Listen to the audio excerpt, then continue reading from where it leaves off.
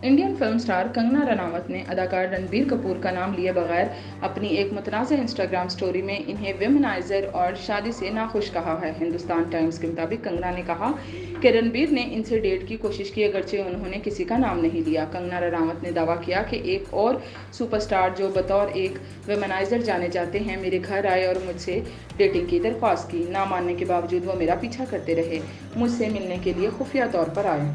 जब मैंने इस शर्मनाक रवैये के बारे में सवाल किया तो उन्होंने कहा कि वो पापा की परी को डेट करने के लिए एक तीसरा सहारा चाहते हैं जिन्हें वो प्यार नहीं करते। मैं इस सूरत हाल पे खुश नहीं थी और मैंने मुसलसल इनकार किया। उन्होंने भी मुख्तलिफ नंबरों और अकाउंट से मेरे साथ राब्ता करना शुरू कर दिया, यहाँ तक कि मैंने सबको ब्लॉक कर दिया और फिर मुझे लगा कि उन्होंने मेरे तमाम सोशल अकाउंट हैक कर लिए हैं। कंगना के मुताबिक उन्होंने यहाँ तक कहा कि शादी फर्जी थी और ये बच्चा फिल्म की तशहीर के लिए एक चाल है। मैं शदीद हैरान थी।